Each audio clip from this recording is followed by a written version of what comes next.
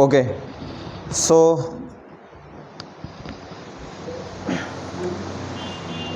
हम स्टार्ट करने वाले हैं आज से 9th जो है फिजिक्स का कंप्लीट पोर्शन, जिसमें हम फर्स्ट चैप्टर फिजिक्स में जो फर्स्ट चैप्टर है वो है मोशन। मोशन की आज हम बात करेंगे, ये आखिर है क्या, किस तरीके से ये इसमें सारे कॉन्सेप्ट जो होते हैं उनको हम बन बन करके चीज़ों को समझने की कोशिश करते हैं। तो मोशन बेसिकली कोई भी ऑब्जेक्ट जब हम कह सकते हैं मूवमेंट कर रहा होता है, उसकी पोजीशंस चेंज हो रही होती हैं, तो उसको हम मोशन में कह देते हैं। फॉर एग्जांपल, जैसे मान लो मैंने एक पेन को फेंका, तो ये पेन काय में है? मोशन में। ये काय में हुआ? मोशन में। मोशन में किस तरीके से हुआ? मोशन आखिर है क्या? मोशन के अपोजिट अगर हम बात करेंगे रेस्ट क्या होता है, तो ये एक एक करके हम पूरे कॉन्सेप्ट्स को यहाँ पे समझने वाले हैं। तो सबसे पहले बेटा बात आती है रेस्ट की। तो रेस्ट मतलब क्या होता है? A body is said to be in state of rest when its position does not change with respect to, कह सकते हैं, रेफरेंस पॉइंट। अब पहले तो ये समझो कि आखिर रेफरेंस पॉइंट क्या होता है। हमें यहाँ पे समझना जरूरी है रेफरेंस पॉइंट, जिसके रिस्पेक्ट में हम यहाँ पे देखते हैं। जैसे सपोज मान लो ये एक कार है, यहाँ पे अगर हम बात करें ये एक कार है, कार के अंदर एक क्या है? ड्राइवर जो कार चला रहा है, और यहाँ पे बैठा एक पैसेंजर और एक व्यक्ति जो कि यहाँ पे बाहर है। समझिएगा ध्यान से, एक व्यक्ति जो कि इसके बाहर है, कार के बाहर है। कार चल रही है, कार चल रही है। जब ये कार को देखेगा तो ये जो व्यक्ति है, मैं यहाँ पे इसको हाईलाइट करता हूँ, ये जो व्यक्ति है इसके रिस्पेक्ट में इसकी पोजीशन को चेंज कर रहा है, ये अपनी पोजीशन को चेंज कर रहा है इसके रिस्पेक्ट में। तो ये इसके लिए काय में कहलाना? मोशन में। लेकिन अगर यही चीज़ कौन देख रहा होता है? ड्राइवर, तो ये इसको दिखता रेस्ट में, क्योंकि वो उसकी पोजीशन को चेंज नहीं कर रहा होगा, वो उसकी पोजीशन को चेंज नहीं कर रहा होगा, तो वो काय में माना जाएगा? रेस्ट में माना जाएगा। तो रेस्ट, जिसके रिस्पेक्ट में हम किसी भी ऑब्जेक्ट को ये कहें कि वो अपनी पोजीशन को चेंज कर रहा है या नहीं कर रहा है, उसको हम क्या कह देते हैं? रेस्ट या फिर मोशन कह देते हैं। ठीक है ना? और ये जो होगा वो रेफरेंस पॉइंट कहलाएगा, जिसके रिस्पेक्ट में हम वो बात करते हैं। तो a body is said to be in state of rest when its position does not change with respect. Position does not change का मतलब, पोजीशन मतलब होता है जहां पे वो ऑब्जेक्ट को हम मानते हैं कि ये ऑब्जेक्ट यहाँ पे है, वो उसकी पोजीशन कहलाता है, पोजीशन को रिप्रेजेंट करता है। ठीक है ना? जैसे मान लो आप घर से बाहर निकले, ठीक है ना, आप बड़े बाजार में हो, तो आप मम्मी का फ़ोन आता है, मम्मी कहती हैं कि बेटा कहाँ हो, तो कहेंगे हम बड़े बाजार में समोसा खा रहे हैं। ठीक है ना? तो कहने का मतलब आपने अपनी पोजीशन को बताया कि आप घर से कहाँ पे हैं, और अगर आप अपनी पोजीशन को बदलोगे तो आप मोशन में, और अगर एक ही जगह पे रहोगे तो क्या होगा? रेस्ट में। एक और हम एग्जाम्पल यहाँ पे लेते हैं, जैसे मान लो मैंने कहा दिस इज, और जिसके रिस्पेक्ट में हम अपना वो देखते हैं कि हम कहाँ पे हैं, वो कहलाता है ओरिजिन पॉइंट। यहाँ से बेटा ये ओ है, 1 2 3 4। जब आप एक स्ट्रेट लाइन में मूव कर रहे होगे तो लगातार आप अपनी पोजीशंस को चेंज कर रहे होते हैं विथ रिस्पेक्ट टू ओरिजिन। पहले 1 पे आए, फिर 2 पे, फिर 3 पे, फिर 4 पे। समझ रहे हैं ना? आपने क्या किया? इसके रिस्पेक्ट में यहाँ पे, यहाँ पे, यहाँ पे, यहाँ पे अपनी पोजीशंस को बदल रहे हो, मीन्स आप मोशन में हो। और अगर अपनी पोजीशन को नहीं बदल रहे, मान लो आप हमेशा एक ही जगह पे, एक ही प्लेस पे रहते हैं, आप अपनी पोजीशन को कभी नहीं बदलते, तो वो कहलाता है रेस्ट में। तो इस तरीके से दो चीज़ें सामने निकल के आती हैं, एक आता है रेस्ट और एक मोशन। रेस्ट क्या कहते हैं? जब वो पोजीशन चेंज ना करे, तो रेस्ट। और when the object is said to be in state of motion, when, यहाँ पे हम कह सकते हैं स्टेट ऑफ मोशन कब कहेंगे ऑब्जेक्ट को? जब इट्स पोजीशन चेंजेस कंटिन्यूसली। अभी मैंने एक एग्जांपल दिया था कि यहाँ पे कंटिन्यूसली अपनी पोजीशन को क्या कर रहा है? चेंज कर रहा है, मतलब वो काय में कहलाना? मोशन में। अगर वो पोजीशन को चेंज नहीं करता तो वो काय में कहलाता है? Is it clear? ये बात सभी को क्लियर है बेटा? रेफरेंस पॉइंट के रिस्पेक्ट में जब अपनी पोजीशन को लगातार चेंज करें तो वो मोशन, और अपनी पोजीशन को चेंज ना करें तो वो क्या कहलाएगा? रेस्ट में कहलाएगा। तो यहाँ से दो कॉन्सेप्ट्स क्लियर होते हैं, what is rest and what is motion. ठीक है ना। अब जब कोई ऑब्जेक्ट मोशन में है तो वो कई तरीके के मोशन को रिप्रेजेंट करेगा।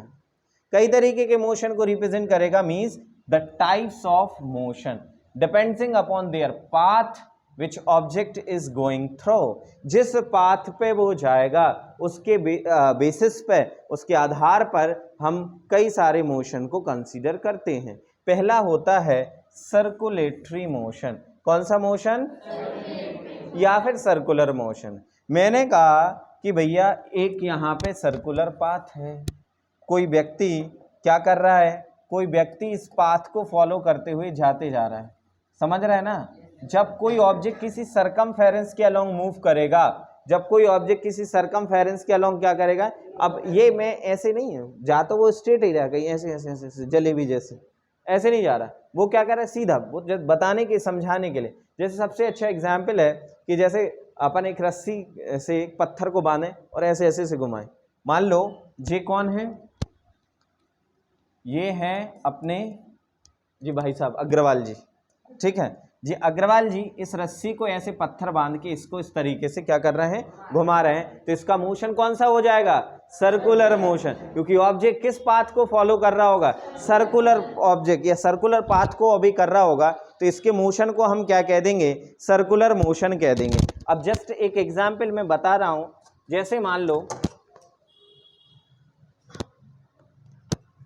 जैसे ये यहाँ पे ये देख सकते हो कि ये क्या है, प्लग है, ठीक है ना। इसको अगर हम ऐसे घुमाएं, एक मिनट, तो ये कौन सा मोशन होगा? सर्कुलर मोशन, क्योंकि ये ऑब्जेक्ट किस पाथ को फॉलो कर रहा होगा? सर्कुलर। एक अगर हम इसको स्लोमो में अगर बना के देखेंगे तो बाकायदा एक सर्किल बनाएगा, हाँ या ना। इसका मोशन कौन सा हो जाएगा? सर्कुलर मोशन हो जाएगा। तो जो भी ऑब्जेक्ट एक सर्कुलर पाथ को फॉलो करेगी, एक पर्टिकुलर एक सा फॉलो कर रहा है कि नहीं कर रहा है? घूम घाम के कभी सीधा कभी उल्टा ऐसा तो नहीं आ रहा है, एक प्रॉपर तरीके से एक सर्कुलर मोशन कर रहा है, तो इसके मोशन को हम क्या कह देंगे? सर्कुलर मोशन कह देंगे। कौन सा मोशन? सर्कुलर मोशन, ठीक है। अब अगर हम कहें कि ऑब्जेक्ट एक स्ट्रेट लाइन में ट्रेवल करे, कौन से? एक स्ट्रेट लाइन में ट्रेवल करे, तो उसका मोशन कौन सा हो जाएगा? लीनियर मोशन या मोशन है ना स्ट्रेट लाइन, मोशन है ना स्ट्रेट लाइन। अब जैसे घर से बाहर निकलते हो तो मम्मी क्या कहती कि बेटा सीधे जाइयो और सीधे आइयो, सामने ट्रक क्यों ना मिल जाए, मतलब जस्ट किडिंग, मतलब उनका सीधा कहने का मतलब कहीं घूमने मत निकल जाना, लेकिन उसको वो डेफिनेशन लीनियर मोशन की नहीं होगी। लीनियर मोशन कब मानेंगे? कि जब कोई ऑब्जेक्ट बिल्कुल एक स्ट्रेट लाइन में चले। बेटा बुक बाद में देख लेना, पहले यहां समझते हैं। जब कोई ऑब्जेक्ट बिल्कुल स्ट्रेट लाइन में ट्रैवल करे तो उसके मोशन को हम motion in a straight line या फिर लीनियर मोशन। अच्छा एक और इंटरेस्टिंग बात बताएं, इस मोशन को हम रेक्टिलिनियर मोशन भी कह देते हैं। जब कोई ऑब्जेक्ट, जैसे मैं ही हूं बिल्कुल सीधा जा रहा हूं, समझ रहे हैं ना, तो मेरा जो मोशन है वो लीनियर मोशन भी कह सकते हैं या फिर रेक्टिलिनियर मोशन भी कह देते हैं। जब कोई ऑब्जेक्ट स्ट्रेट लाइन में ट्रेवल करता है तो उसके मोशन को रेक्टिलिनियर मोशन भी कहा जाता है, लीनियर मोशन भी कह देते हैं, और मोशन है ना स्ट्रेट लाइन भी हम यहाँ पे बोल सकते हैं। यहाँ पे ये चीज आपको ध्यान रखना है, ये दूसरा टाइप हो गया। और तीसरा होता है ऑसिलेटरी या वाइब्रेटरी मोशन, है ना, ऑसिलेटरी या फिर वाइब्रेटरी मोशन। एक मिनट उसको उठाओ, ये मिरर, हाँ। कौन सा मोशन? ऑसिलेटरी या फिर वाइब्रेटरी मोशन। अब समझिएगा ध्यान से, हम इसको समझाने का प्रयास कर रहे हैं, ठीक है, एक एग्जाम्पल के थ्रू। जब कोई object to and fro motion करे, कौन सा मोशन करे? टू एंड फ्रो मोशन, जैसे ये इस तरीके से बार बार, जैसे पेंडुलम सबसे अच्छा एग्जाम्पल। अब पेंडुलम तो ला नहीं सकते अभी अपन, इसको अपन ऐसे ऐसे मूव कराएं तो ये क्या कर रहा है? एक से पाथ को तो रिट्रेस कर रहा है, लेकिन वो क्या कर रहा है? एक से मोशन में, समझ रहा है ना। आपको ऐसे लटका के ऐसे ऐसे घुमाएं तो आपका मोशन कौन सा होगा? Vibratory motion. लेकिन इसको पूरा घुमा दें तो कौन सा मोशन हो? एग्जैक्टली, ठीक है ना। अच्छा कोई ऑब्जेक्ट सर्कुलर मोशन लगातार करता रहे, बार बार बार बार एक ही मोशन में, तो उसके मोशन को भी हम वाइब्रेटरी मोशन कह सकते हैं। कौन सा मोशन? Oscillatory motion. एक जैसा ऑसिलेशन करे तो उसका मोशन कैसा हो जाएगा? Oscillatory motion. To and fro, इस तरीके से, समझ रहे, पेंडुलम के जैसे। पेंडुलम सबसे अच्छा एग्जाम्पल है ऑसिलेटरी या फिर वाइब्रेटरी मोशन का, ठीक है ना। तीन टाइप के यहाँ पे मोशन की हमने बात करी। तीन टाइप के कौन कौन से बेटा? सबसे पहले सर्कुलर मोशन, सर्कुलर मोशन। दूसरा हमने बात करा लीनियर मोशन का। तीसरा हमने बात करा या इसको हम वाइब्रेटरी मोशन कह देते हैं या फिर ऑसिलेटरी मोशन हम यहाँ पे कह सकते हैं। इस तरीके से हमने तीन टाइप के यहाँ पे मोशन की बात करी। बन जाएगा सभी से ये टाइप्स ऑफ मोशन। अब आती है बात दो चीजों की, स्केलर क्वांटिटीज और वेक्टर क्वांटिटीज। यहाँ पे स्केलर क्वांटिटीज और vector quantities. Scalar quantities is a physical quantities having on magnitude but no direction, जैसे कि डिस्प्लेसमेंट हो गया और वेलोसिटी। ये गलत एग्जाम्पल दिए हैं, ये काय की एग्जाम्पल है, ये है वेक्टर क्वांटिटी। इसको थोड़ा अपन सुधारने की कोशिश करते हैं और यहाँ पे समझते हैं। समझिएगा, स्केलर और वेक्टर, स्केलर क्वांटिटीज और वेक्टर क्वांटिटीज। स्केलर मीन्स जिसमें केवल मैग्नीट्यूड होता है। फॉर एग्जाम्पल मैंने कहा आपका वेट कितना है, मास, अगर हम बात करें वेट ना कह के मास क्या है, आपने कहा सर 40 किलो, तो सफिशिएंट इंफॉर्मेशन है ना, ये 40 किलोग्राम मीन्स स्केलर क्वांटिटी। कौन सी क्वांटिटी? तो जिसको रिप्रेजेंट करने के लिए केवल नंबर मतलब मैग्नीट्यूड की जरूरत पड़े। मैग्नीट्यूड मीन्स अ क्वांटिटी या नंबर, क्या कहलाता है, ठीक है ना, उसको हम क्या कह देते हैं, स्केलर क्वांटिटी। और वेक्टर क्वांटिटी कहलाता है जिसको रिप्रेजेंट करने के लिए मैग्नीट्यूड और डायरेक्शन दोनों की जरूरत पड़े। जैसे मैंने कहा कि आपको एक आना है बोर्ड पे, एक फोर्स लगा के जाना है। फोर्स मीन्स पुश या पुल, फोर्स बोल देते हैं। आपने अब कहा कि सर 5 न्यूटन का फोर्स लगाओ। कितने न्यूटन का? या मैंने कहा इस डेस्क पे 5 न्यूटन का फोर्स लगाओ। तो अब आप गए 5 न्यूटन का फोर्स लगाने लगे, लेकिन उसकी डायरेक्शन तो स्पेसिफिक दी थी नहीं। मतलब कौन सी इंफॉर्मेशन कहलाने? Insufficient information. कौन सी इंफॉर्मेशन? जब किसी भी चीज को रिप्रेजेंट करने के लिए मैग्नीट्यूड और डायरेक्शन दोनों की आवश्यकता होती है। काहे की?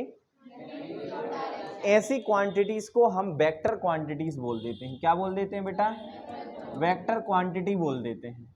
तो जिनको रिप्रेजेंट करने के लिए मैग्नीट्यूड डायरेक्शन दोनों की आवश्यकता, ध्यान रखिएगा, मैग्नीट्यूड, मैग्नीट्यूड मीन्स नंबर, और किस डायरेक्शन में है तो साथ में डायरेक्शन को जब रिप्रेजेंट करने की जरूरत पड़े तो कहलाएगा वेक्टर क्वांटिटीज। क्या कहलाएगा?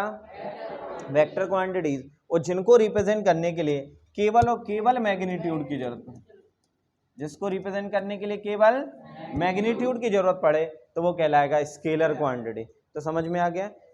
क्वांटिटीज मीन्स व्हाट, जिनको मेजर कर सकें, जिन भी चीज को मेजर कर सकें वो सब क्वांटिटीज है। Length, mass, time, temperature, force, speed, velocity, temperature, आपका आ जाओ तो फोर्स, है ना, डेंसिटी, जिनको भी दुनिया में जितनी भी चीजें अपन सुनते हैं ना कहीं कहीं, वे सब क्या हैं? क्वांटिटीज हैं। फिजिकल क्वांटिटीज बोल देते हैं। उनको दो कैटेगरी में डिवाइड किया जाता है, एक स्केलर क्वांटिटीज और एक वेक्टर क्वांटिटी। एक स्केलर क्वांटिटी और एक वेक्टर क्वांटिटी। इतनी बात समझ में आई कि नहीं? पक्का ना? अब हम चलते हैं नेक्स्ट टॉपिक की तरफ, डिस्टेंस एंड डिस्प्लेसमेंट। क्या है कि जैसे कि सुनिए, तो मैंने अभी बताया था टेम्परेचर कैसी क्वांटिटी? स्केलर।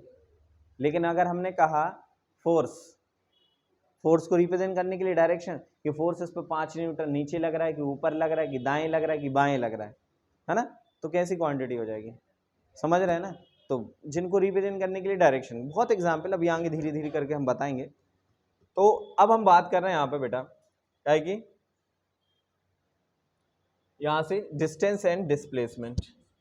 अब जैसे अगर मैं कहूँ आपको घर से स्कूल जाना है, कहाँ से?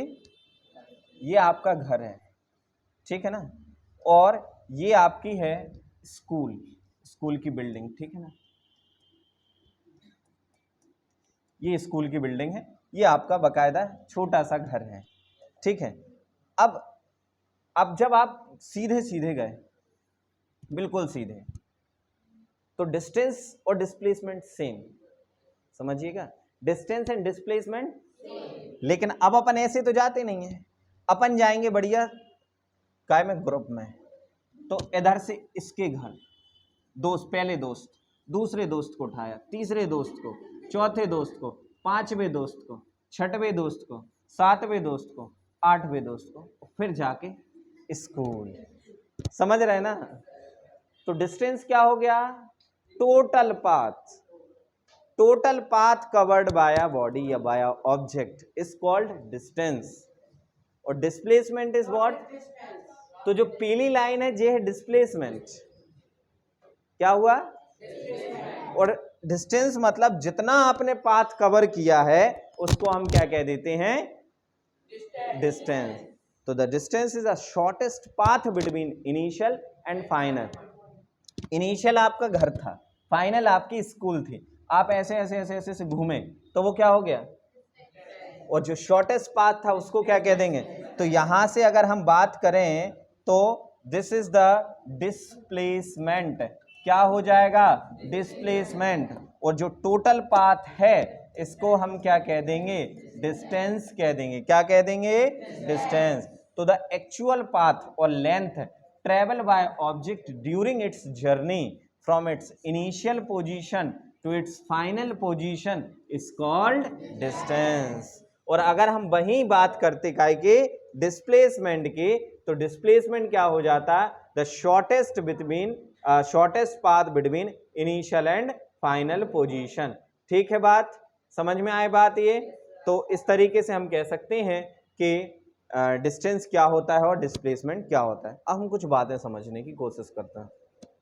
जैसे अभी वही एग्जाम्पल इस टाइप से हमने बताया था आपको कि ये इधर से चलना शुरू किए, ऐसे ऐसे ऐसे ऐसे ऐसे ऐसे ऐसे ऐसे, तो ये हो गया क्या? Actual path travel by object. तो ये क्या बन गया बेटा? डिस्टेंस।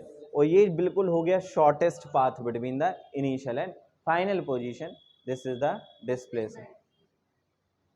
क्लियर है? ये शॉर्टेस्ट पाथ मतलब डिस्प्लेसमेंट, और जो लॉन्गेस्ट पाथ होता है या टोटल पाथ होता है उसको हम क्या कह देते हैं? डिस्टेंस कह देते हैं।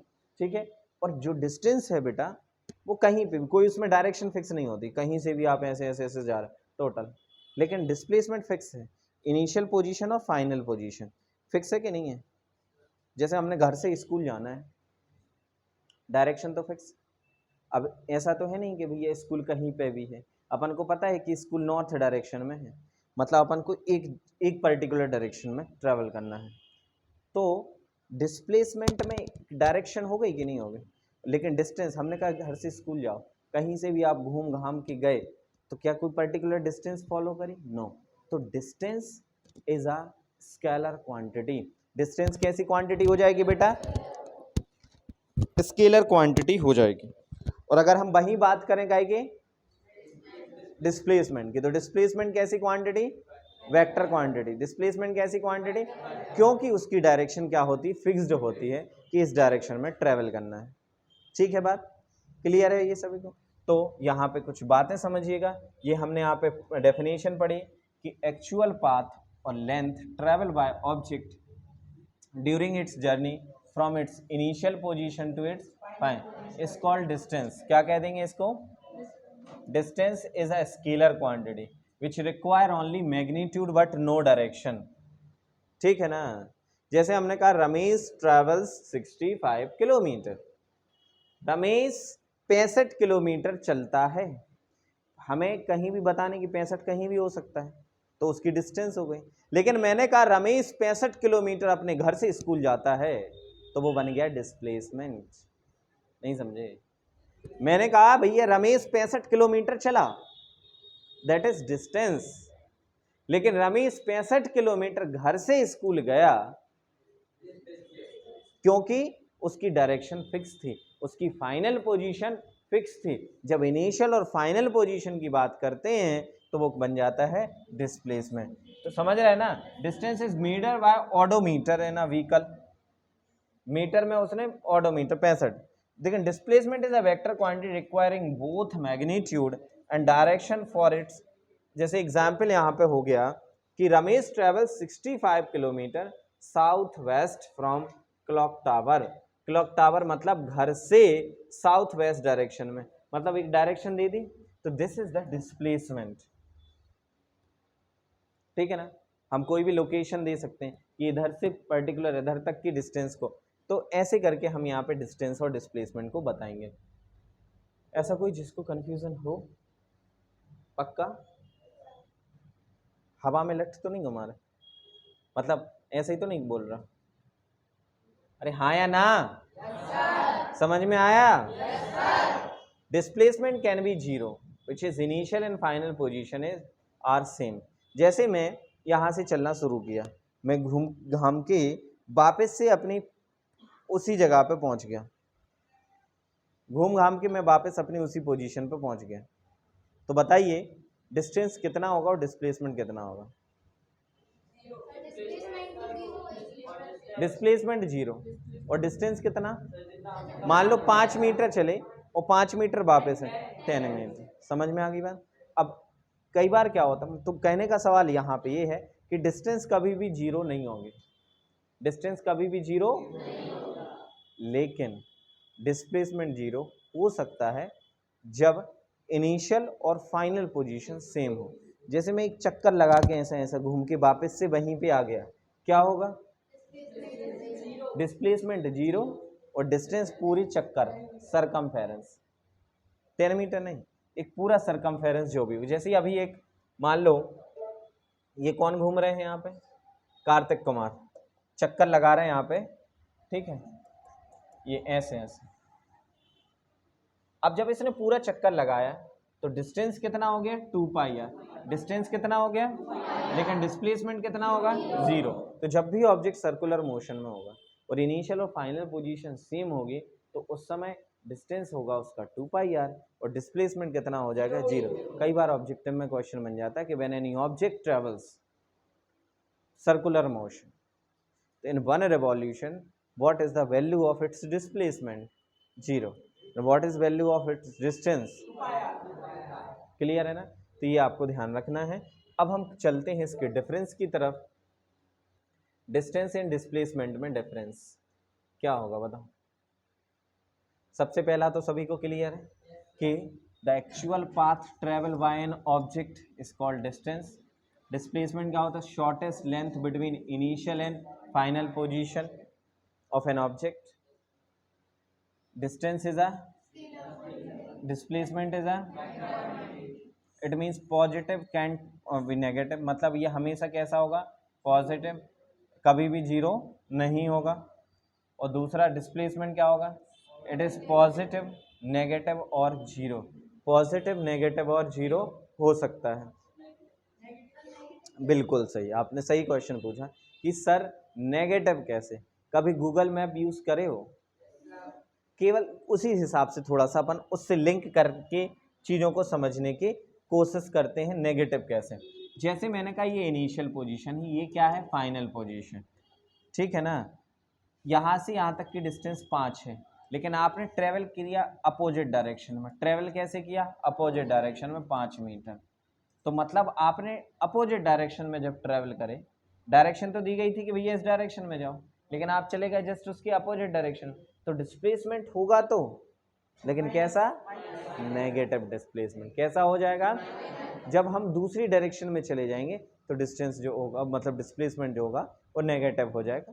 तो नेगेटिव डिस्प्ले, तो पॉजिटिव हो सकता है, नेगेटिव हो सकता है और वापस से जीरो भी हो सकता है अगर घूम घाम के घर पे वापस आ जाए, ठीक है ना?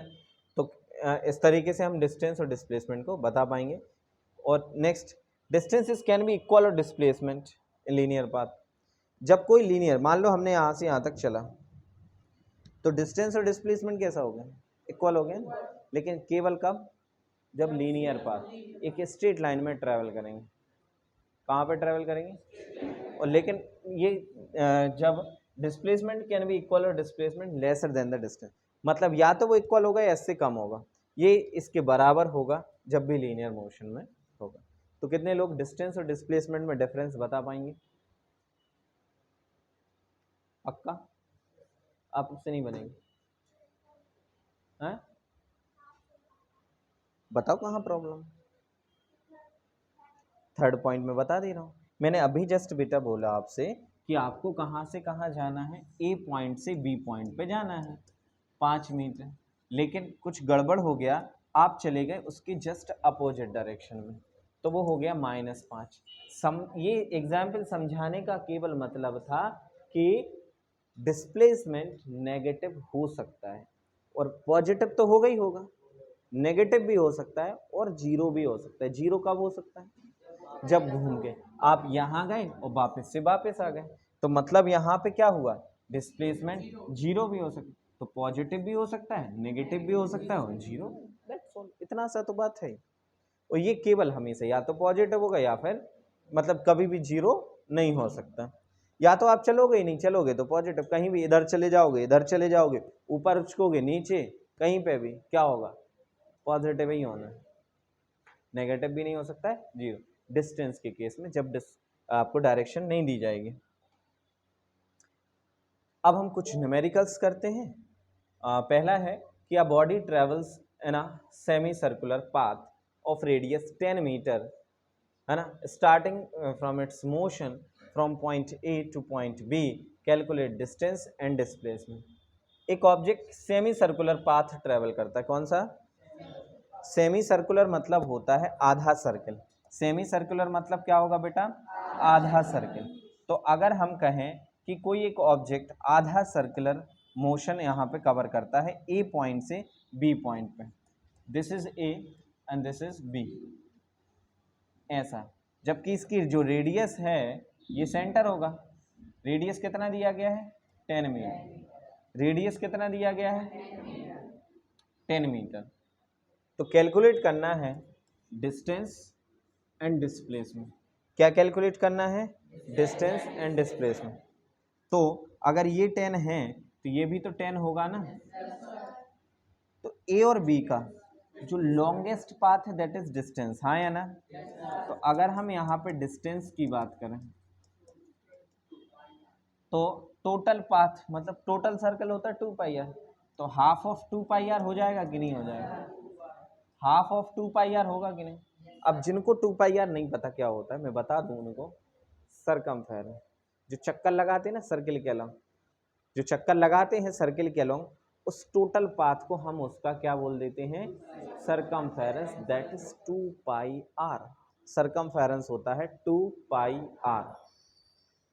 और आधा लगाओगे तो 1/2, आधा का मतलब होता है 1/2, तो 1/2 का आधा मतलब 2 पाई आर का आधा।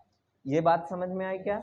चलिए, तो अगर हम इस 2 से 2 को कैंसिल कर दें तो पाई पाई होता है 22/7, या 3.14 कह देंगे, 3.1, हाँ रख सकते हो, है ना, नहीं तो अकेला पाई रखो, और आर की वैल्यू कितनी है यहाँ से? 10, हाँ या ना? तो 10 पाई हो जाएगा, कितना हो जाएगा? 10 पाई। तो चाहे तो पाई की वैल्यू आप रख दो, 3.14 वैल्यू मल्टीप्लाई कर दो तो 31.4 के अप्रॉक्स आ जाएगा। कितना आ जाएगा? 31.4। अरे 10 पाई की वैल्यू 3.14, और यहाँ से आप 10 एक डेसिमल शिफ्ट हो जाएगा तो 31.4 मीटर हो जाएगा। तो डिस्टेंस कितनी? 31.4, 31.4 दैट इज डिस्टेंस। और डिस्प्लेसमेंट कितना होगा? कैसे? टोटल पाथ, ए और बी के बीच की शॉर्टेस्ट डिस्टेंस, हाँ या ना? Shortest distance between A and B. तो यहाँ से डिस्प्लेसमेंट कितना होगा? डिस्प्लेसमेंट कितना होने वाला है? 2r, रेडियस का डबल, 2 × 10 दैट इज 20 सेंटीमीटर। कितना हो जाएगा बेटा? 20 सेंटीमीटर हो, मीटर, सॉरी मीटर ही है, जो भी लेंथ होगी उसी में तो लेंगे ना। अब यहाँ पे लेंथ काय में दी गई है? मीटर में, तो लेंथ यहाँ पे डिस्प्लेसमेंट भी काय में आएगा? मीटर में आएगा। कितने लोगों को ये बात समझ में आ गई? डिस्टेंस एंड डिस्प्लेसमेंट क्लियर है सभी को? चलिए बहुत ही बढ़िया। तो 29 मिनट ऑलरेडी हो चुके हैं। अब अपन कंटिन्यू करते हैं नेक्स्ट एग्जाम्पल के थ्रू। अगला है कि a body travels 4 kilometre towards the north. समझना, एक हमने सर्कुलर वाला करा दिया, अब क्वेश्चन घुमा फिरा के जैसे भी आएंगे आपको क्वेश्चन पढ़ के समझ में आना चाहिए सर्कुलर वाले। सर्कुलर मोशन से रिलेटेड कर पाएंगे क्या क्वेश्चन? ओके, नेक्स्ट हम डायरेक्शन से रिलेटेड क्वेश्चंस को समझते हैं। ये भी केवल एक क्वेश्चन कराएंगे, बाकी आप लोग कोशिश करना, वैसे बन जाएगा, बहुत इजी है।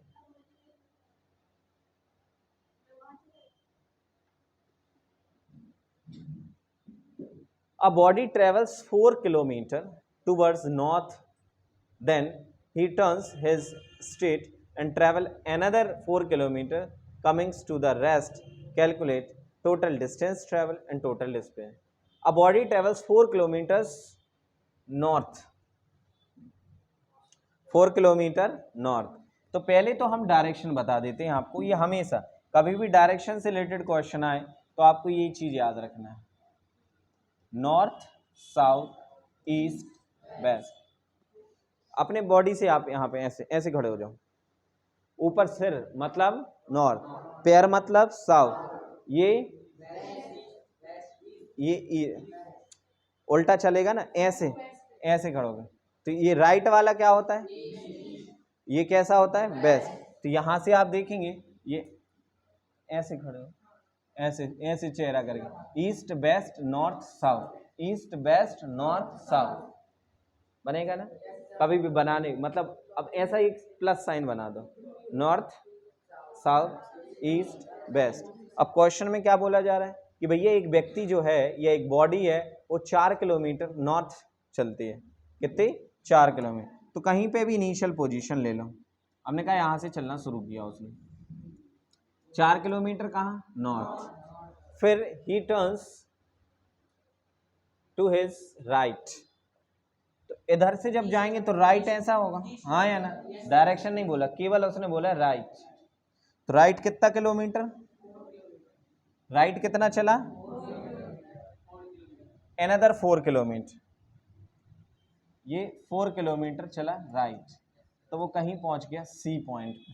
कहाँ? ओ से चला ए से चला राइट तो सी पहुंचा।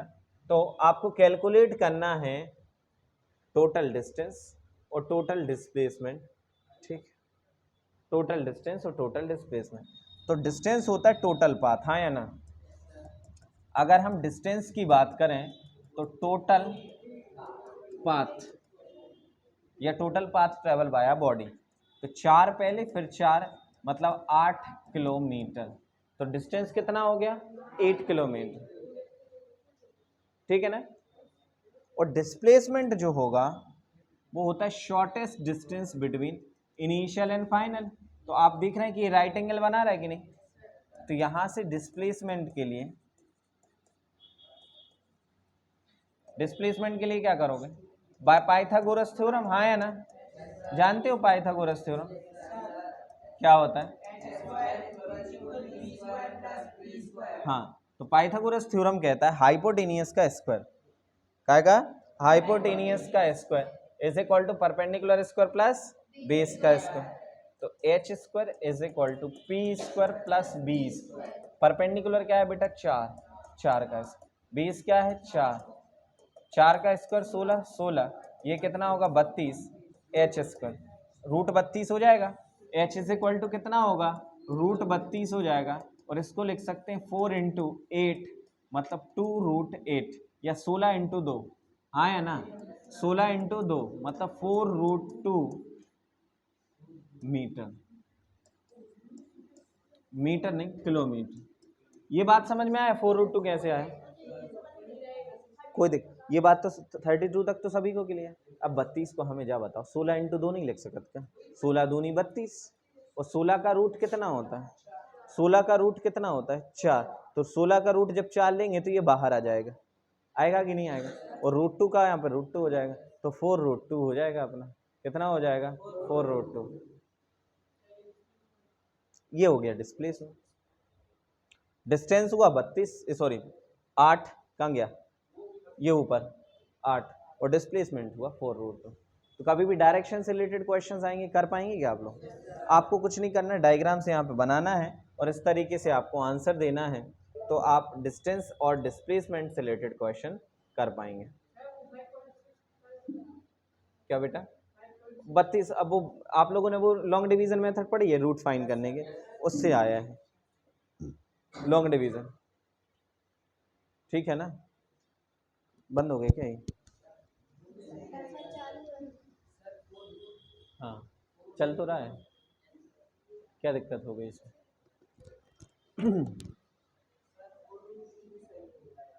फोर रूट बिल्कुल सही, वैल्यू निकालना जरूरी नहीं है कोई इसमें आवे। चले अब हम चलते हैं uniform and non uniform motion. Uniform motion बड़ा ही इंटरेस्टिंग मोशन होता है, equal distance in equal interval of time. पहले तो ये हो गया, what is uniform motion? When any body travel equal distance in equal interval of time is called uniform motion. क्या कह देंगे? Uniform motion. जैसे मैंने कहा ये मैं हूं, यहां से मुझे यहां तक जाना है, ठीक है? अब 5 सेकंड में मैंने 10 मीटर चला, 5 सेकंड, 5 सेकंड, फिर अगले 5 सेकंड में फिर से 10 मीटर चला, फिर अगले 5 सेकंड में फिर से 10 मीटर चला, और फिर अगले 5 सेकंड में फिर से 10 मीटर चला। तो यहां से टाइम जो है और यहां से जो हुआ वो डिस्टेंस, तो इक्वल इंटरवल ऑफ टाइम में जब कोई बॉडी इक्वल डिस्टेंस कवर करे हर टाइम स्लॉट के अंदर, ऐसे मोशन को यूनिफॉर्म मोशन कह देते हैं। कौन सा मोशन कह देते हैं? यूनिफॉर्म मोशन, ठीक है ना? कोई भी जब ऑब्जेक्ट इक्वल डिस्टेंस, लेकिन जब हम जैसे मान लो नॉन यूनिफॉर्म मोशन क्या हो जाएगा? What is non uniform motion?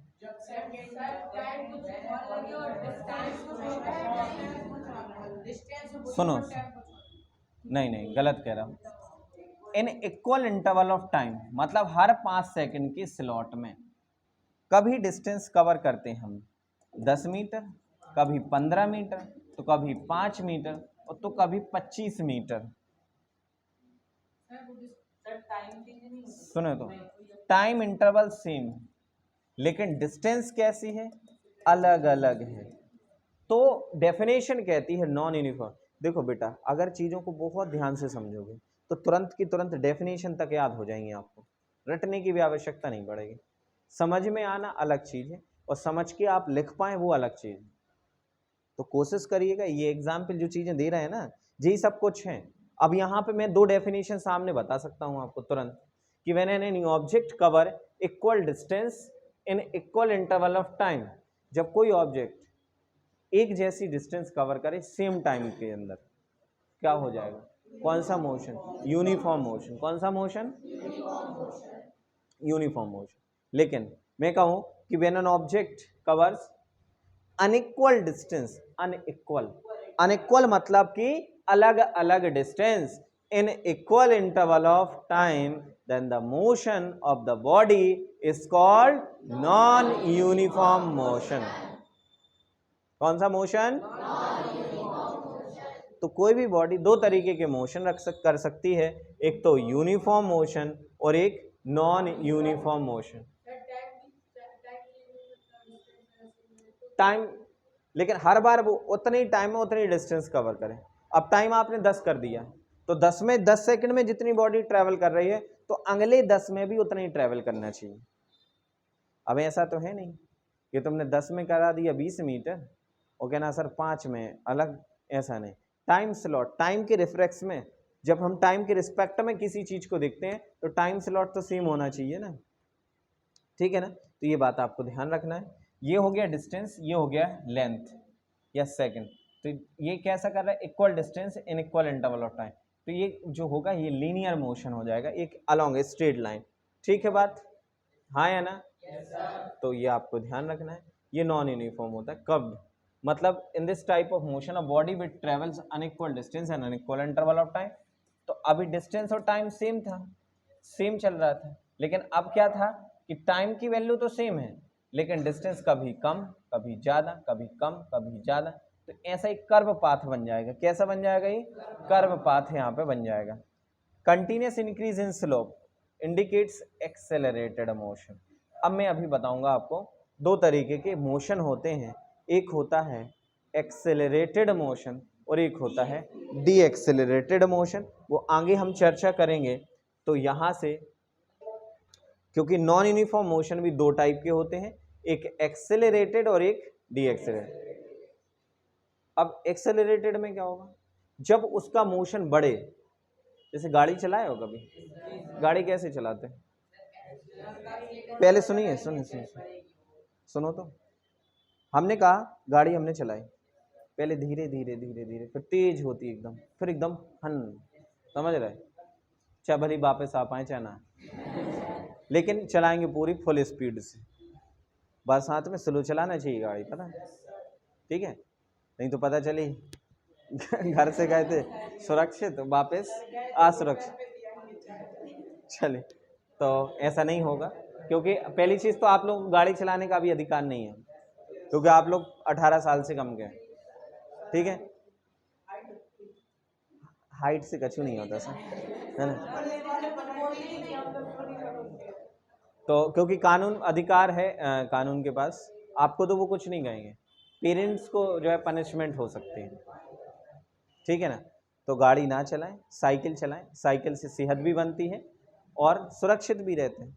Cycle से गिरोगे तो पैर टूटेगा, लेकिन गाड़ी से गिरोगे तो पैर, हाथ और सिर सब टूटेगा। चले, खैर ऐसा ना हो, बस बस बस बस बस। देखो, जब कोई बॉडी मोशन इंक्रीज होता है, बॉडी का मोशन क्या हो, तो उसको कहते हैं एक्सेलरेटेड मोशन। कौन सा मोशन, लेकिन जब बॉडी का मोशन डिक्रीज हो, मतलब पहले 100 की स्पीड में ब्रेक लगाया, धीरे धीरे धीरे धीरे धीरे धीरे धीरे गाड़ी रुक गई, तो जब मोशन कम होगा डीएक्सेलरेटेड मोशन, जब मोशन इंक्रीज होगा एक्सेलरेटेड मोशन। तो इस तरीके के दो टाइप के मोशंस यहाँ पर कोई बॉडी परफॉर्म करती है, एक एक्सेलरेटेड मोशन और ये कब संभव होगा, जब बॉडी नॉन यूनिफॉर्म मोशन में होगा। कौन से मोशन में, क्योंकि या तो मोशन बढ़ेगा या कम होगा, नॉन यूनिफॉर्म, अगर तो भी नॉन यूनिफॉर्म होगा। एक एवरेज ले लेंगे, अभी हम आगे पढ़ाएंगे ना सर, एवरेज एक्सेलरेशन या एवरेज कह सकते हैं स्पीड, एवरेज वेलोसिटी, वो एक अलग कंडीशन है, वो भी आगे चर्चा करी जाएगी। हम एक से चले जा रहे हैं, ना तो बढ़ रहे हैं ना घट रहे हैं, मतलब यूनिफॉर्म, लेकिन कभी बढ़ रहे हैं मतलब इंक्रीज, रेगुलर इंक्रीज हो रहा है तो एक्सेलरेटेड, रेगुलर डिक्रीज हो रहा तो डी एक्सेलरेटेड मोशन। इस तरीके से यहाँ पे होता है। तो इतनी बात कितने लोगों को क्लियर है?